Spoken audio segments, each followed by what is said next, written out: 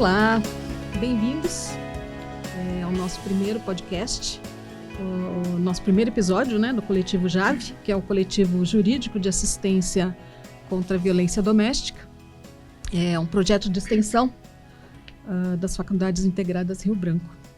Nós somos um grupo formado por mim, Elide, pela Esther, pela Vanessa, a Isalina, a Júlia, o Guilherme, a Isabel. Somos estudantes de Direito e futuros profissionais comprometidos em combater a violência doméstica e promover o acesso à justiça e informação. O nosso coletivo tem por objetivo ajudar, acolher, dar suporte jurídico, psicológico e, acima de tudo, ouvir sem julgamento. Sou a Vanessa. Nesse primeiro episódio, nós temos a honra de receber aqui a professora Solange, que vai conversar conosco sobre o papel do direito, da educação e a empatia na luta contra a violência doméstica. Só que antes eu vou apresentar aqui, né, a professora, né, tem aqui um pequeno currículo, né?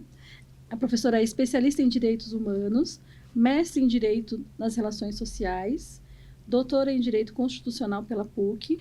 Ela tem alguns artigos publicados em direitos humanos, com especial recorte de gênero e raça. Ela tem mais de 20 anos de experiência docente, de gestão acadêmica e coordenação, de núcleo de pesquisa. E acho que é isso, né, professora? Esqueci alguma coisa? Tem outras coisas, mas acho outras, que, né? para o que importa aqui é suficiente. Eu quero começar cumprimentando todo mundo que está acompanhando o podcast, né? Desejando que esse podcast possa alcançar muitas pessoas, não só os alunos, a comunidade aqui da Rio Branco, mas outras pessoas, né? Muitas mulheres aí, para que vocês possam levar conhecimento jurídico, né? Para além dos muros da faculdade. Também quero deixar registrado que a honra em estar aqui é toda minha. Eu me sinto muito honrada em poder estar com vocês, acompanhando o trabalho do coletivo, que é um trabalho lindo, né? E muito mais honrada ainda de poder fazer parte do primeiro episódio do podcast, né? Eu acho que, de alguma forma, vocês estão escrevendo história aqui na Rio Branco e eu fico feliz de poder fazer parte da história, né, com vocês. Então, muito obrigada pelo convite. Espero que a gente tenha aqui um bate-papo bem gostoso. Tá, ok. Bom, nós selecionamos algumas perguntas, né? E vamos iniciar aqui. A primeira pergunta. Qual a importância do projeto de extensão universitário, como o Coletivo JAV, né, nesse enfrentamento, né, sobre a violência doméstica? Bom, então vamos lá. A gente que é professor tem sempre o hábito de começar querendo esclarecer, né, ter um pouco didático. Então, vou até voltar um pouquinho para falar primeiro da importância de um projeto de extensão, né? A instituição de ensino, ela produz conhecimento, né, porque por meio das pesquisas, ela transfere conhecimento na sua atividade de ensino, mas é muito importante que esse conhecimento que é produzido, né, e ensinado dentro da instituição de ensino, seja qual for a organização dela, né, se ela se organizar como uma universidade, um centro universitário, uma faculdade, é importante que esse conhecimento, esse saber, possa ter uma utilidade para além dos seus muros, né? Então, para além do universo acadêmico, né, fechado. Então, sempre que a gente pode, sempre que é possível, levar esse conhecimento e para que ele possa impactar, né, de maneira bastante positiva a comunidade externa, isso já é muito interessante, já é importante. Agora, imagine um coletivo, né, um projeto de extensão que ainda pode combater violência contra a mulher, né? A gente tem dados aí oficiais do governo federal sobre a violência contra a mulher, os dados de feminicídio, né? E a gente fica assustado, né? O Brasil é um dos países mais violentos para a mulher, é um dos países em que é muito inseguro ser mulher, né? E a maioria dos casos de violência acontecem no âmbito doméstico, o que é muito assustador, né? E a gente percebe que, em relação à violência, a gente tem tem muito o que fazer para combater, né? Muitas frentes de trabalho que precisam ser implementadas. mas começa sempre pelo conhecimento, né? Ninguém vai buscar direito, ninguém vai buscar a defesa do direito se não conhece que tem direito, não sabe que tem direito, né? É a primeira barreira, o primeiro obstáculo que a vítima de violência tem que superar é a barreira do desconhecimento. Ela precisa saber que ela tem, quais são os direitos, onde buscar esses direitos, não é verdade? Então, ter um coletivo assim, com uma atuação na coletividade, podendo atingir né, as mulheres, as vítimas de violência, num trabalho, né, de auxílio às vítimas, mas também num trabalho preventivo de consciência, isso é de uma importância absurda, né? Então, é muito importante. Fora que também é importante que, dentro da instituição de ensino, haja, né, uma articulação, uma preocupação, um cuidado também de combater a violência, né, contra a mulher. Então, isso é muito importante. Obrigada. Tem mais uma questão aqui, que assim, quando a gente fala de violência, né, doméstica, a primeira coisa que vem na nossa mente é a agressão física, né? E, na verdade, a gente já conhece que não é só isso. Então, gostaria que pudesse falar para nós, assim, o que, além da agressão física, a gente deve considerar como violência doméstica? Na verdade, a gente tem ainda muito desconhecimento. A gente vive numa sociedade patriarcal, né, uma sociedade misógina, né, bastante machista. Então, obviamente que os direitos da mulher sempre foram negligenciados, né? Então, a gente tem, durante muito tempo, se protegeu muito a violência doméstica, né? Aquela ideia de que, assim, é briga de marido e mulher, né? Tem até aquele velho ditado, né? Em briga de marido e mulher, ninguém mete a colher, né? Eles se entendem, é coisa de casal, né? E vai deixando. Então, todas as questões relacionadas à violência foram, de alguma forma, negligenciadas, né? A violência sempre foi meio que justificadas, né? A gente sabe, nós que somos do direito, que até mesmo o homicídio era justificado em razão do direito que o marido tinha de lavar a honra, né? Podendo, inclusive, não só o feminicídio, matar a mulher em caso de suspeita, ou, enfim, de alguma traição, alguma coisa assim, mas também a outra pessoa, a outra parte, né, seja homem ou mulher, enfim, envolvido na traição. Essa ideia de lavar a honra, né? Então, sempre a proteção mais ao homem do que à mulher. Então, muito do que é violência passava como algo normal do casamento, né? Enfim, da vida. E a gente conseguiu entender, né, a violência física, né, a agressão física. Isso ficou claro. Que é o que aparece, né? Que é o que mais aparece, exatamente. O que salta aos olhos quando... Que nem sempre é possível esconder, né? Que nem sempre é Exatamente. possível esconder. Mas a gente tem também hoje, caracterizado como violência, além da violência sexual, né? Porque também durante muito tempo, né, tinha-se aquela ideia de que dentro do casamento havia o dever, né, de manter relação sexual. Então, isso faz parte do casamento e a mulher não pode se recusar. Hoje não, já se sabe que exige o consentimento, né, as duas partes, e se não há o consentimento, mesmo estando casado, aí a gente tem uma agressão sexual, né, que pode caracterizar estupro. Isso também é violência. Mas também a violência psicológica, né? Então, tipo de ameaça, xingamentos, né? São várias formas de ameaça, xingamento, tem às vezes até tortura psicológica, né? Chega a caracterizar. Então, também existe a violência psicológica. Existe também, e não são poucos os casos, de violência financeira, né? Muitas situações em que a mulher ela depende financeiramente do marido, né? E por conta disso ela acaba tendo que se submeter a um tratamento que não é adequado, né? Também com as ameaças, e ameaças inclusive de se você sair ou se você for embora, você não tem como sustentar os filhos, eu vou ficar com os filhos, eu vou tirar a guarda dos filhos, né? Por conta da dependência financeira. Então, a gente tem muitas formas de submeter a mulher à violência, mesmo que ela nunca tenha levado um único tapa, né, um único empurrão, né? Isso pode não ter acontecido e ainda assim a mulher está sofrendo por muita violência, por muito abuso dentro do lar.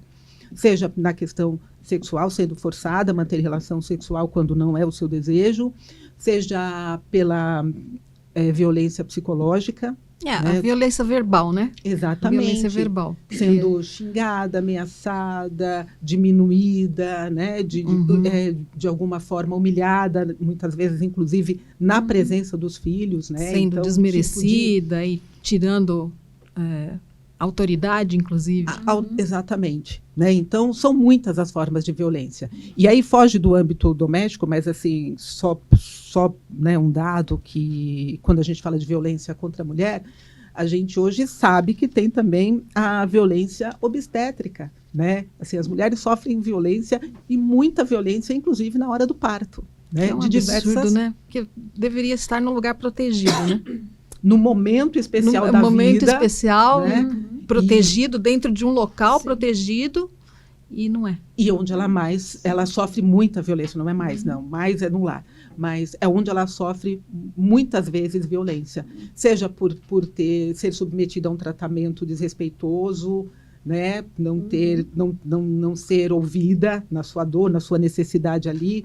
Seja porque é utilizado, empregado algum tipo de tratamento, de prática que ela não concordou, ou não ser nem consultada sobre esse tratamento, seja porque não tem paciência, né? Às vezes ela quer um parto natural que é mais demorado e obriga uma cesárea, né? Uma intervenção cirúrgica, quando não deveria. Enfim, são muitas as formas, né? de também submeter a mulher à violência no momento do parto. E o contrário também, né? Às vezes quer a cesárea para ser mais rápido, menos sofrimento, e eles esperam até o último minuto, arriscando tanto a vida da mãe quanto da criança. Arriscando a vida da mãe, do bebê, e submetendo a mãe a uma dor, um sofrimento que ela não precisaria ter, né? E, às vezes, durante o parto, são ditas palavras também, são, né, xingamentos, né, observações que não dizem respeito à equipe médica, à equipe né, da enfermagem, enfim, né, muitas formas de violência, né? E, infelizmente, assim, até violências até das próprias mulheres com as suas, né, com as enfermeiras, né, ali, o pessoal que é de apoio, eles acabam, né, tendo esse... Quem deveria acolher, né? Quem deveria acolher, estar ali E é uma coisa que eu falo sempre, né, porque às vezes a gente ouve isso e fala, mas tem mulher que é machista, né, e eu sempre, né, lembro, se a gente vive numa sociedade machista, é natural que algumas mulheres também reproduzam o machismo no qual ela foi criada, ela foi educada. Então, né, aprende algumas coisas e acaba reproduzindo, né? Então, essas situações podem acontecer, porque às vezes a mulher nem percebe que aquilo, que aquela fala, né, aquela prática, né, é machista, que ela... É uma frase clássica, né? Gravidez não é doença. Né? Exatamente. A pessoa não pode ter privilégio em nada, né? Porque, né, pela condição. Mas isso tudo para dizer o seguinte, né? Não é fácil ser mulher, né? A gente... E o que dói, muitas coisas dói, né? Mas uma das coisas que muito dói em relação à violência é que nos lugares onde nós, mulheres, deveríamos estar nos sentindo mais seguras, a grande violência, né? Começa no lar, né? Em casa, a sua casa, né? O seu lar, ou a nossa casa, o nosso lar, deveria ser um lugar mais seguro para a gente, né? E infelizmente não é. Mas também não se ouve muito, né? Mas deve haver também muitos casos ao contrário, do homem sofrer essa violência. A violência dentro de casa. Porque hoje em dia fala muito, né, da mulher sofrendo violência. Mas... quando a gente pensa no homem criança, né, tem muita violência contra as crianças. Violência doméstica, quando a gente fala de violência doméstica, a gente está falando de violência que acontece no âmbito doméstico, né? Então também atinge assim, crianças. E muito que mais acontece é abuso sexual, violência sexual. Mas ainda na violência sexual, a mulher tem mais vítimas, mulheres, né, meninas, sexo feminino, do que masculino. Agora, homem adulto, que seja vítima de violência dentro do lar, a gente não pode dizer que não aconteça, mas em termos estatísticos, isso é muito... Quase nada. Exatamente. Quase nada. Fora o que a gente já... Tem até uma questão de biologia, né? De compreensão física, né? É difícil um homem ser agredido por uma mulher. Não significa que não exista. Né? A gente hoje tem uma expressão que é muito utilizada, que é dos relacionamentos tóxicos, né? Relacionamentos abusivos. E aí, tanto homens como mulheres vivem relacionamentos tóxicos, né? A questão é que dificilmente um homem morre em razão de um relacionamento tóxico. E as mulheres estão morrendo e muito, né? E tem relatório disponível no Ministério da Mulher, né? Que a gente pode pegar. Eu não tenho os dados de memória, mas esses dados a gente pode acessar. Mas a violência contra a mulher continua aumentando, não está estacionada nem reduzindo. E feminicídio também. E no feminicídio a gente fala do fato da mulher morrer porque é mulher, né? E é assim, porque terminou um relacionamento, porque não quer mais, porque, né, se divorciou, porque terminou um namoro, né? Ela passa a ser perseguida. Então, assim, é muito complicado. Homem não morre por ser homem, né? A sua parceira. Ah, mas tem um caso que eu vi que a mulher tramou a morte do marido, contratou alguém para... Claro que isso vai existir, mas isso é exceção, né? No caso das mulheres, os números, né, apontam e são assustadores, né? Porque ainda está crescendo o número de feminicídio no Brasil. Com todo esse conhecimento, com a Lei Maria da Penha, com as possibilidades, né, de medidas de proteção, medidas preventivas, ainda assim a gente tem esse número assustador. Então, até a minha próxima pergunta, na verdade, tem a ver com as políticas públicas, né? Que políticas públicas recentes, né, a senhora poderia destacar como positivas para combater aí a questão da violência doméstica, feminicídio? A gente tem poucas políticas públicas, na verdade, né? Porque a gente pode ter políticas públicas no âmbito municipal, estadual e federal, né? Mas a gente tem poucas. E o que a gente tem destacado que hoje é muito diferente, pensando em global, é claro que aí a gente pode ter iniciativas em um determinado município, num determinado estado, né? Iniciativas pontuais. Pensando como um todo, a gente ainda destaca, eu acho que ainda vale destacar, não chega a ser exatamente uma política pública, mas a gente ainda destaca a importância da Lei Maria da Penha e as medidas protetivas que ela estabelece. Agora, a gente tem grande dificuldade, tem um gargalo enorme aí na atenção à violência com a mulher, contra a mulher, porque de fato o que precisa é política pública, porque quando a gente diz, olha, existe uma violência financeira, a mulher se submete a um tipo de violência porque ela não tem como se sustentar e ela tem medo de sair com os filhos de casa e não tem para onde ir, como é que ela vai, né, alimentar os filhos, né? Isso é bem comum.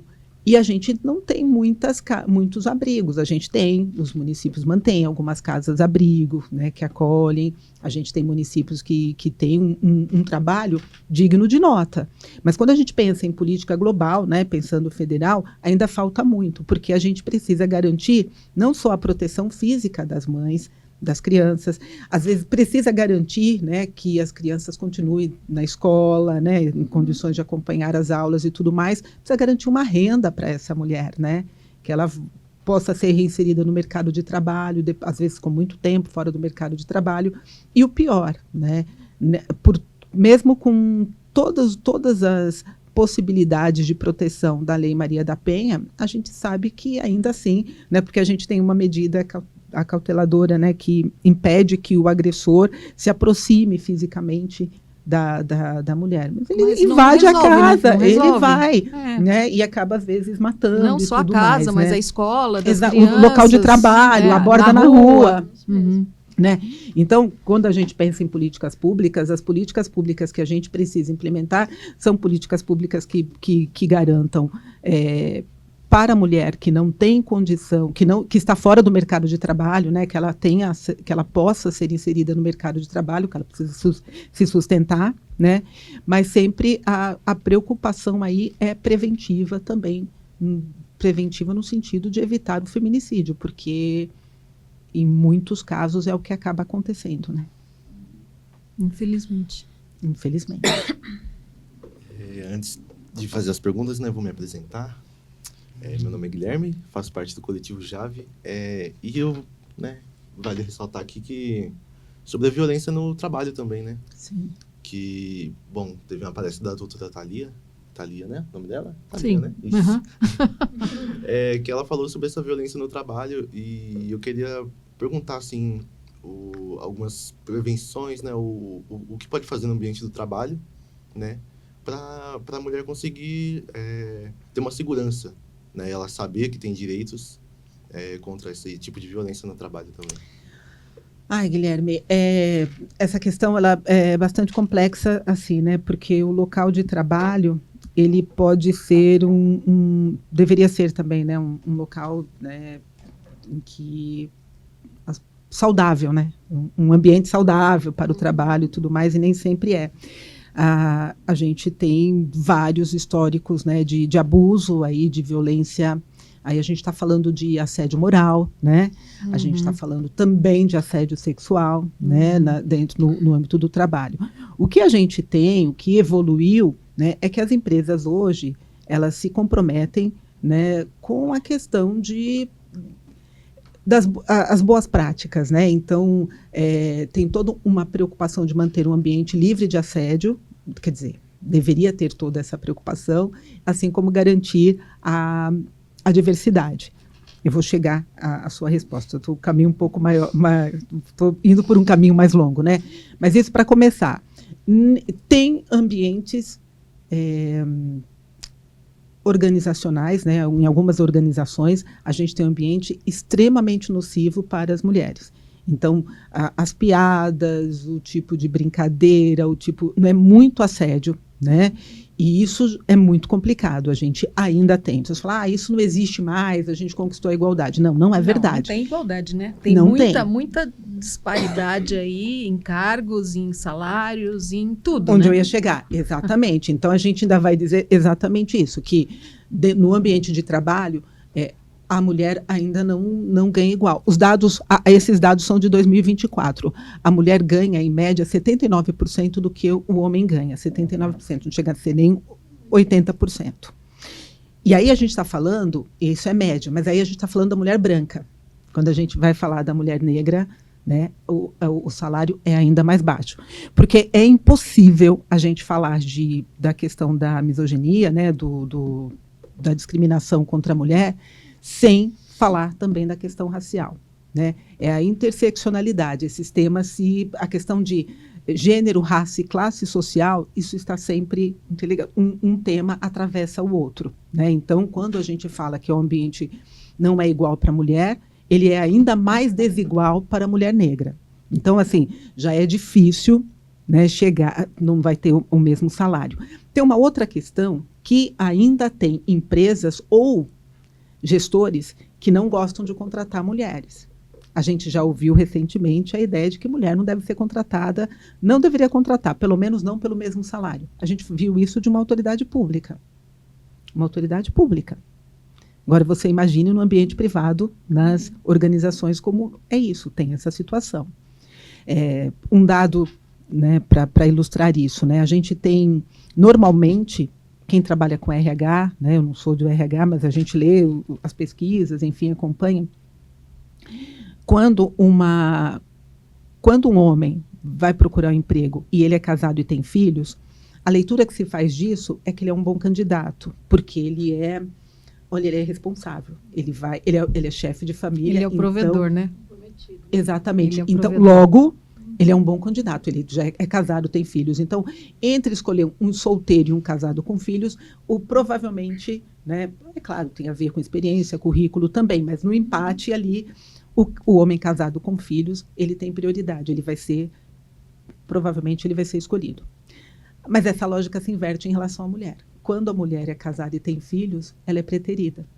E aí vem aquelas questões assim, vai faltar para levar o filho na escola, vai faltar para levar ao médico, tem, né, reunião de pais, não sei o que e tal. E sempre tem a pergunta que o RH faz, quem fica com seus filhos? Seus filhos estão na creche? Essa pergunta é feita para a mulher, mas não é feita para o homem. Então, aquilo que, para o homem, o ajuda no mercado de trabalho, prejudica a mulher. Né? O fato de ter filhos vai fazer com que essa mulher é vista como menos profissional. Né? E é uma coisa interessante, né? Porque não pergunta para o homem, mas onde fica teu filho, né? Quem cuida do teu filho? Você tem quem cuida? Ele fica na creche? Né? Você tem uma rede de apoio? Não pergunta, né? E não se espera que o homem falte ao trabalho para levar o filho ao médico, acompanhar alguma questão da mulher, sim. Então, também tem isso. Outro tipo de violência que a mulher sofre no ambiente de trabalho. Normalmente, quando ela tem filhos, ela é mãe, e ela precisa levar ao médico, ela precisa realmente dessas, né, faltar e tudo mais. Isso é muito mal visto, na maioria das vezes, e isso chega a ser um problema, muitas vezes levando também a um tipo de assédio.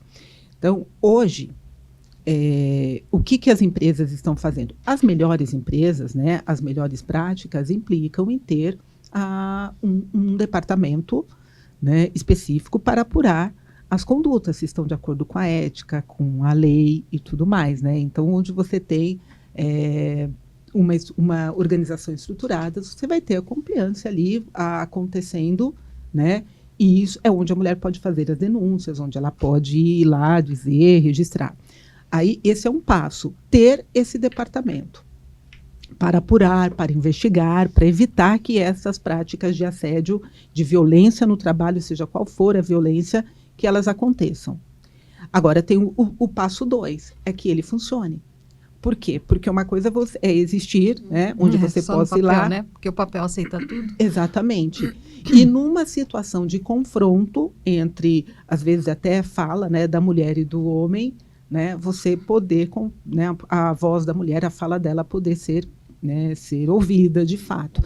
Então, resumindo um pouco, para frisar, Guilherme, né, o ambiente de trabalho também pode ser um ambiente nocivo? Pode. A gente nunca teve tantas pessoas com problemas de burnout, né, afastadas por crise de ansiedade, estresse. A gente está, né, o ambiente de trabalho, o mercado de trabalho não é um ambiente, né, saudável 100%, né? A gente sabe disso.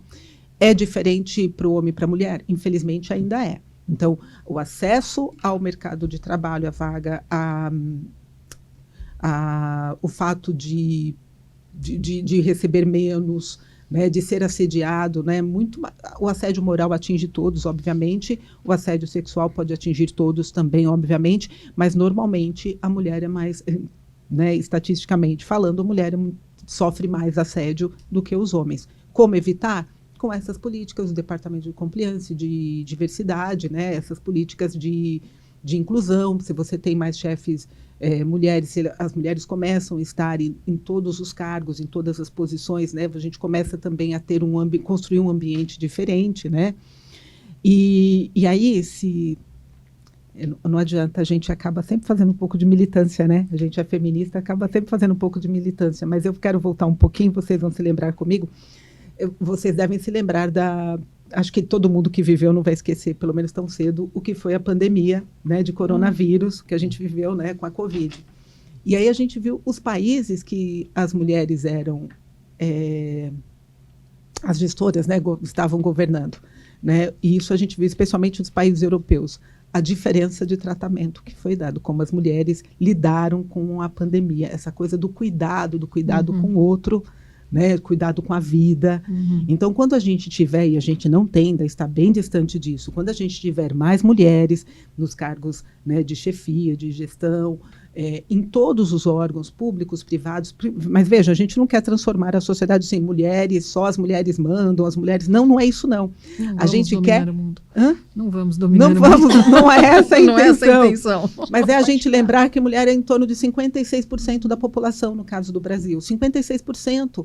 E se é 56%, a gente tinha que estar, pelo menos, meio a meio, né, representado nos lugares. Hoje tem uma discussão aí, nós do direito, né, estamos, né, comentando, conversando, estamos acompanhando a discussão para a nomeação do novo membro do Supremo Tribunal Federal, né, do STF, com a aposentadoria do ministro Barroso.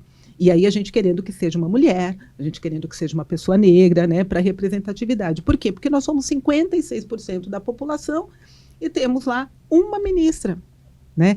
No judiciário, a representatividade das mulheres em termos de 20%. Então, isso é muito complicado. Eu acho que quando a gente tiver, no que diz respeito ao mercado de trabalho, ambiente de trabalho de uma maneira geral, a gente precisa ter essa representatividade de mulheres nos postos de comando, né?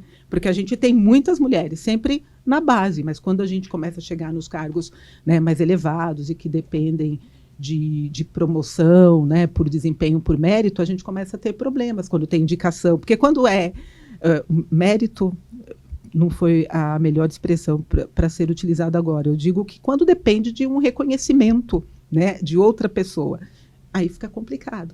Né? Por exemplo, no judiciário, o ingresso na magistratura é via concurso. Ok, já tem aí em torno de 30%, 38% mais ou menos de mulheres na magistratura. O problema é que, quando você chega nos cargos superiores, precisa de indicação. Não é só tempo de trabalho, não é só, né, competência. Aí a gente já começa, né, já não tem. Então, acho que a gente precisa, né, eu acho que a gente precisa de mais representatividade. Isso é importante. Respondi, Guilherme? Respondeu, perfeito. E também sobre as medidas protetivas, né? Porque, assim, eu acho que muitas pessoas têm dúvida, né? De quais são as medidas protetivas, como solicitar elas, né? Porque tem muitas pessoas que não têm esse conhecimento, não têm um contato com um advogado para perguntar, né? Para fazer essa conversa, né? Para saber o que ela tem direito. Aí a gente vai entrar, eu não vou pontuar todas, né, todo o processo, o procedimento, mas eu queria até falar um pouquinho antes, até chegar aí, né, mas sempre lembrar assim, há uma preocupação legal, né, da lei de garantir que não haja necessidade do advogado, da atuação do advogado, né, numa situação assim de violência, que a mulher possa ir sozinha à delegacia, que ela encontre o acolhimento, que ela encontre, né, à disposição dela as medidas protetivas que ela possa receber e tudo mais. Mas, assim, a primeira coisa que eu queria destacar aqui é que é verdade, é assim e deveria ser, pela lei. Na prática, o que eu sempre vou dizer é que se a mulher, se ela puder estar acompanhada de um advogado, que ela vá acompanhada de advogado, porque é diferente, né? Estar acompanhada, o tratamento é diferente. É diferente. É sempre mais difícil. Além das questões mais técnicas, né, de conhecer o direito, de exigir o direito e tudo mais, o tratamento, as coisas que é função do advogado, a gente trabalha para isso. Tem o fato de que a vítima de violência, ela não está, quando ela vai buscar ajuda ali, né, ela não está no melhor momento da vida dela. Né? Não sei se poderia dizer que é o pior, mas está entre os piores momentos. Certamente quando você precisa sair da tua casa, né, às vezes à noite, no meio da noite, numa situação para poder, né, registrar a ocorrência contra o seu parceiro, o seu companheiro, né, porque você foi agredida, isso não é o melhor momento de ninguém. Então, emocionalmente, você já não está num bom momento para você poder enfrentar as burocracias, né, todo o procedimento que tem que ser enfrentado. Isso já é complicado. Ela está num momento que ela está precisando mais de acolhimento, né, primeiro de acolhimento, e como vocês, eu não me lembro quem mas já em algum momento ressaltou, né, a necessidade de não julgamento, de acolhimento. Então, ela está precisando desse amparo. Então, obviamente, ela estar acompanhada de advogado vai fazer toda a diferença, né?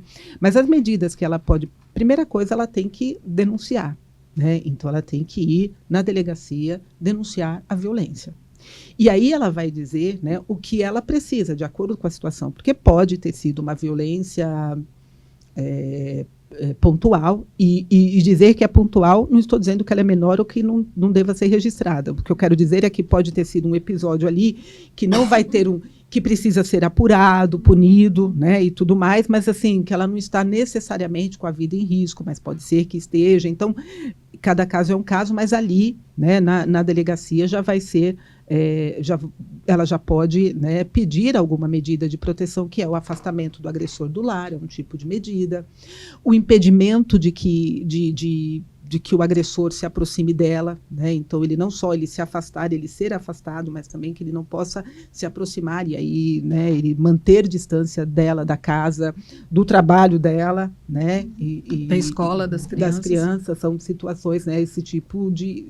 São medidas que precisam ser tomadas. E uma coisa que não pode ser também ignorada, Guilherme, que às vezes ignora, é que também tem que garantir, dependendo da situação, se ele é o provedor, se afasta ele do lar, mas não pode afastar o dever dele de continuar, né, mantendo a pensão. Então, já estabeleceu uma pensão, uma forma de receber, porque ela precisa continuar comendo, os filhos comendo, né, pagar luz, água, né? Então, e isso... o auxílio do advogado para poder direcionar e falar, mas os órgãos públicos já não deveriam saber. Sim, mas a gente tem também nos órgãos, e assim, eu conheço delegados e delegadas excepcionais, trabalhei com delegadas excepcionais, e, né, acho até legal a oportunidade de destacar, né? Trabalhei com o Davi, professor Davi, um delegado, né, maravilhoso, Murilo, né, Barreiras, a delegada Bárbara, que atuou na delegacia de violência contra as mulheres, a delegacia especializada, no momento não está na especializada, né, mas trabalhou muitos anos nisso, e que vão fazer, já vão apurar e vão encaminhar, vão fazer o melhor, claro, se estiverem, né, à frente ali do serviço, não estão nesse momento, mas vão encaminhar da melhor maneira possível. Nem sempre a gente não sabe quem é que está ali, como vai atender, são órgãos públicos que a gente tem, né, pode estar muito bem estruturado e os profissionais que estão ali podem estar muito conscientes da função, né, muito comprometidos, ou não, porque também, às vezes, a pessoa que foi ali denunciar uma violência, ela está denunciando o momento da vida dela, né? Aquilo é importante e tudo mais. Às vezes, para o servidor público, é mais um caso, é mais um número, e às vezes é até por uma necessidade de sobrevivência, né? Se você se desesperar e em cada caso você não consegue guardar dessas proporções, é que acontece com o médico, né? Às vezes tem você fala, nossa, mas que frieza, né? Tá lidando com isso. Mas talvez se ele não tivesse esse distanciamento, ele não conseguiria, né, abrir o peito da pessoa para operar o coração, né, todo dia, enfim. Mas seja como for, a importância do advogado é essa, né, de poder já direcionar, já avaliar, e se não for oferecido, ele já solicitar a medida protetiva, né, cabível, necessária ali para proteger não só a mulher, né, como também a prole, né, se tem filhos e tudo mais. Então, isso é importante. Eu acho que eu fugi um pouco, né? Não. E tem casos também que, por exemplo, a pessoa vai na delegacia sozinha, sem a presença do advogado, solicita a medida protetiva e demora tanto que acontece algo pior. Se com a medida já pode acontecer, imagine se demorar, né? Sim. E aí, eu só estou tomando cuidado, porque assim, eu não quero ir... De uma certa forma, a gente acabou falando isso, né? Eu não quero desmerecer ou ser desrespeitosa com o profissional competente que está lá, né? O delegado ou delegada, os policiais. Mas a gente sabe que nem todos são, né? Então, exatamente, se não tiver ali a figura do advogado, e a gente, no dia a dia, como advogado, a gente sabe disso, né? Que acontece. Então, volto a dizer, por isso a importância de ser acompanhado por advogado e por isso a importância de órgãos, né? Seja públicos, né, esses ambientes de acolhimento e acompanhamento, onde a mulher vai ser, de fato, não só ouvida, mas orientada quais são os direitos dela, o que ela pode fazer. E aí a gente volta lá no comecinho também da nossa conversa, né? Qual a importância de um coletivo assim? Ai, perdão, se fez barulho aqui, notificação do telefone, esqueci de deixar no silencioso, gente, perdão. Mas aí a gente também já vê a importância de poder conscientizar, de poder informar dos direitos, né? Porque aí a mulher, se ela tem a informação, é mais fácil, né, de que ela pode pedir essa medida protetiva, de que ela pode pedir esse afastamento, de que ela pode, né, enfim, solicitar pensão para os filhos, que é obrigado a manter pensão, se eles não estão mais juntos. Enfim, se ela conhece o direito, ela vai se sentir mais fortalecida, mais segura para poder pedir, né, as providências jurídicas necessárias. E também tem sobre alguns aspectos culturais, né, que acontecem aí, que acaba desmerecendo a mulher. E, assim, quais mudanças podem acontecer nesses aspectos culturais em meio à cidade ou até o país, né? Pode ser que, dependendo do lugar onde ela mora, né, a cultura, que pode comprometer aí e causar violência. Dificultar, né, ou facilitar. Acessos. Então, assim, o que o governo talvez pode fazer com culturas, né, que possam fazer alguma mudança e diminuir e reduzir esse alto índice de violência, né? Existe, sim, muita diferença de cultura. Dentro do nosso país, pensando no Brasil, né, a gente, eu não diria que tem grandes diferenças culturais, né, nesse aspecto. De uma maneira geral, a gente é violento de norte a sul, né? Mas a gente tem algumas questões que às vezes dificultam, sim, né, do que a gente poderia chamar de culturais aí, por exemplo, o aspecto religioso, né? Às vezes a gente tem um índice muito grande, e aí, gente, pelo amor de Deus, né, sem querer julgar e criar problemas com matéria religiosa e tudo mais, não é o nosso objetivo, mas tem um número... A violência contra a mulher, a violência doméstica, ela atinge todas as classes sociais, né, todas as cores, todas as etnias, né, isso, ponto. Todo mundo, né, ninguém está imune, infelizmente. Mas há um número maior de violência nos lares evangélicos. Violência contra a mulher. Aquela ideia de que a mulher não pode ter uma ideia de o marido, né, tem mais poder, mais autoridade sobre a mulher, que ela tem que ser submissa ao homem e tudo mais. Isso também. Ele pode tudo e ela não pode nada. E aí, sabe o que complica ainda mais, ou um pouco mais? É o fato de que aí também ela tem muita dificuldade em denunciar. Porque aí ela não quer denunciar por conta tem as travas religiosas. De expor uma violência que ela não gostaria, de ter que expor vou usar uma expressão, a falência do casamento, né? Assim, não deu certo, né? E isso é complicado, né? De repente parecer que então da parte dela uma desobediência, ela está ficando rebelde, né? Ela não está obedecendo porque, né? Se a família toda for da religião, não vai dar apoio para ela. A falta apoio, né? Exatamente, né? Então, de repente você denuncia o agressor, mas você acaba comprando uma briga, vamos dizer assim, com toda a família ou com toda a comunidade que você tem de amigos, porque, né, você, às vezes, todos os seus amigos, os parentes, todos são comungam da mesma fé, né, e isso é bastante complicado. Então, a gente tem essas questões, né, culturais, sim, quando a gente pensa, sobretudo, na questão religiosa. Obviamente que algumas a gente vai ter regiões, cidades pequenas, em que todo mundo se conhece, talvez tenha um pouco mais de receio de expor a questão da violência e tudo mais. A gente tem sociedades um pouco mais machistas que outra, eu estou chamando de sociedade, regiões, né, no Brasil. Mas o que o governo pode fazer? Olha, Guilherme, é sempre muito desafiador, né, combater, e a gente acaba repetindo um lugar comum, né, parece que é lugar comum, mas que não tem outro, a verdade, não tem outro caminho. Educação. Não tem jeito. Conscientização e educação. Porque a gente não quer só, o mundo ideal, né, não é punir agressor, é a gente educar para que não ter agressor. Mudar a cultura, né? Exatamente. Né? A gente precisa acolher a vítima, mas o trabalho é para que não haja vítima, né? Então, desde conscientização, educação, né? Então, a gente tem que ter toda uma política preventiva e que passa pela educação e depois uma política, né, para lidar com a violência depois que ela aconteceu, que é do acolhimento da mulher e que é a punição do agressor. Agora, punir só não resolve, né?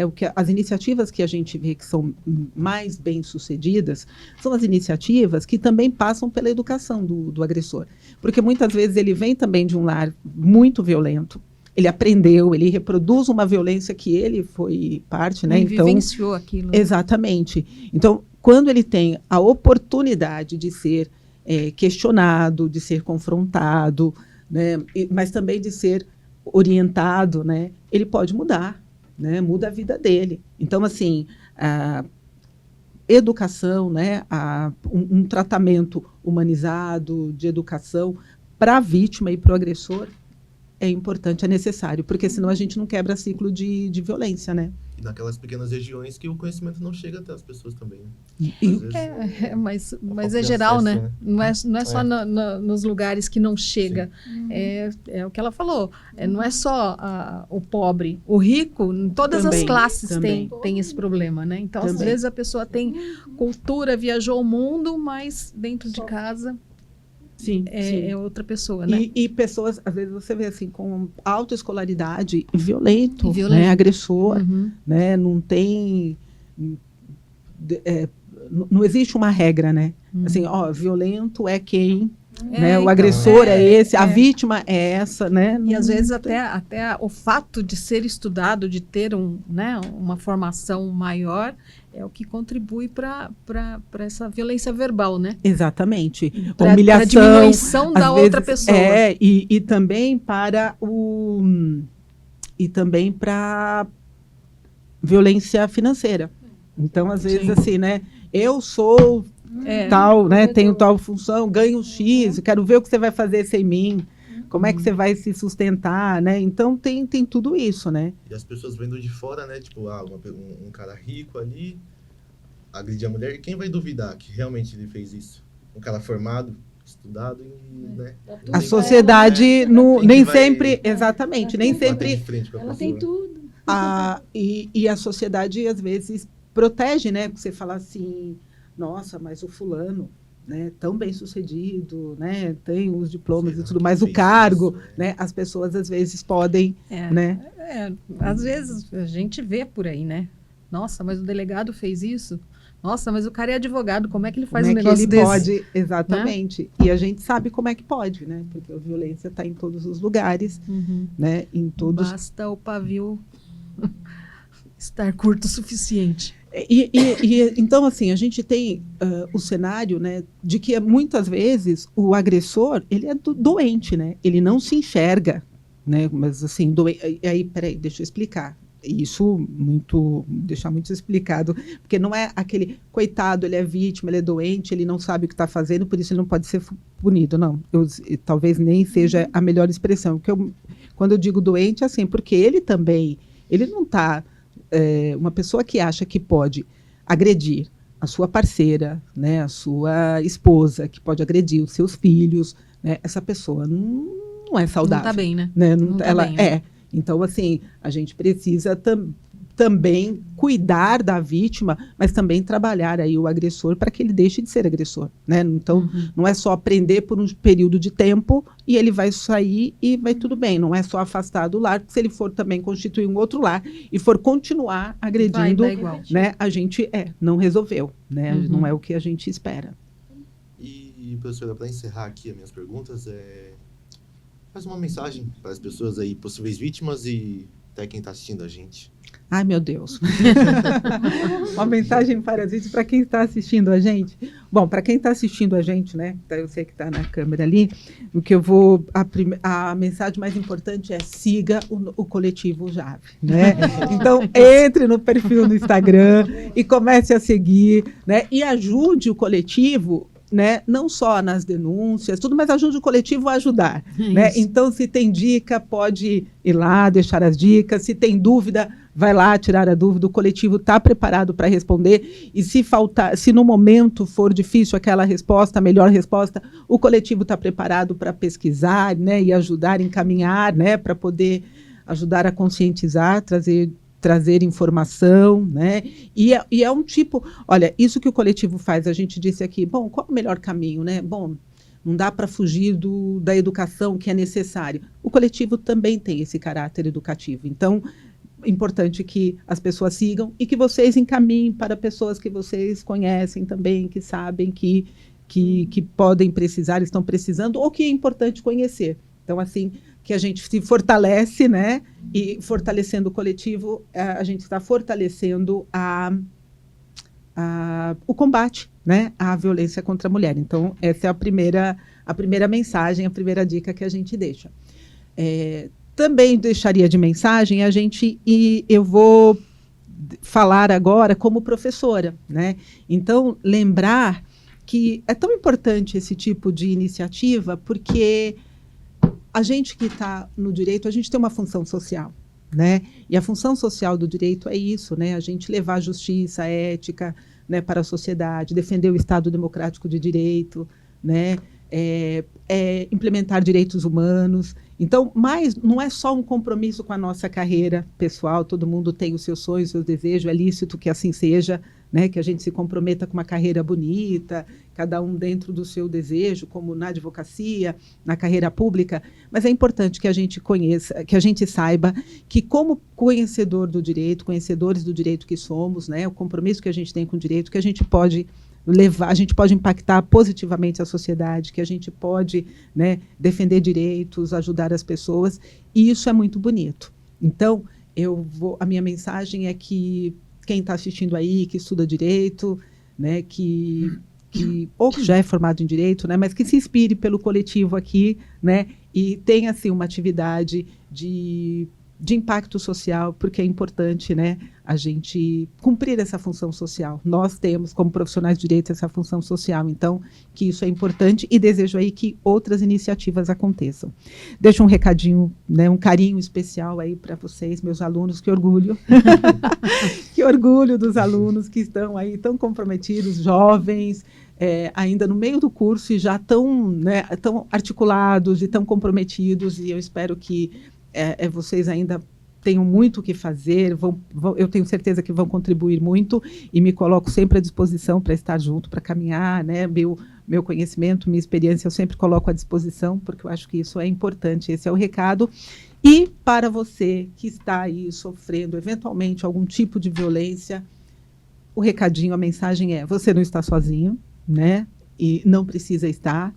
Não é fácil, mas existem iniciativas como o Coletivo Jave, né, que podem acolher, que pode te orientar, que pode acompanhar. Então, busque, né, esse apoio, né, busque o serviço público, né, porque você tem direitos e você pode acabar com esse ciclo de violência. Não é fácil, mas só você pode fazer isso. Né? Então, se você estiver passando por uma situação como essa, vamos lá, vamos dar as mãos, vamos buscar, né, atendimento, porque é necessário e é justo que assim seja. No mais, eu só quero agradecer vocês, agradecer a honra, a gentileza do convite, né? Espero que eu tenha atendido a expectativa, não tenha fugido. Eu falo muito, né? Então, desculpe se falei demais. Muito obrigada. Nós é que agradecemos, foi muito bom. Nós é que nos sentimos honrados, né, pela sua participação, a sua orientação, né, que desde o começo está junto aqui, né, com a gente, fazendo todo esse trabalho. E é isso. Espero que todos tenham gostado e que nos acompanhem nos próximos podcasts, que ainda tem muita coisa bacana para a gente discutir, para a gente conversar. E é o que a professora falou, nós estamos aqui.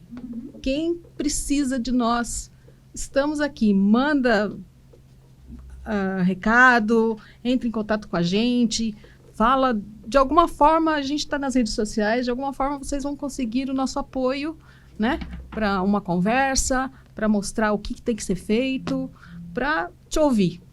Né? Porque eu acho que isso já é muito importante, né? Mas para vocês ouvir e sem julgamento.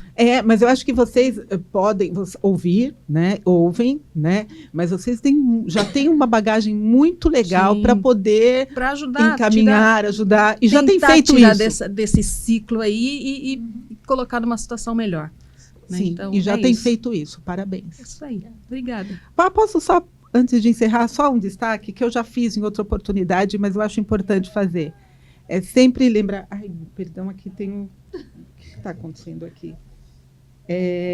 Na verdade, o que eu queria pedir destacar é que a importância de ter o Guilherme aqui conosco. Sim. Porque é um coletivo feminino, né? Muitas mulheres, nós somos muitas, né? E tem um homem aqui, o Guilherme, comprometido não só de não ser um agressor, né? Mas de combater a agressão, não Exatamente. só de não promover Desde violência, né? Mas de desde o combater a primeiro violência. momento da formação do grupo, o Guilherme está firme e forte com a gente. Isso é importante. Muito Isso importante. Muito importante. É muito bacana. Né? Dele entender o papel dele na violência, porque a violência contra a mulher não é um problema só da mulher. Porque se quem cria violência é um homem, é um problema do homem também, e ele tem que ajudar a combater. Não é isso? Aí.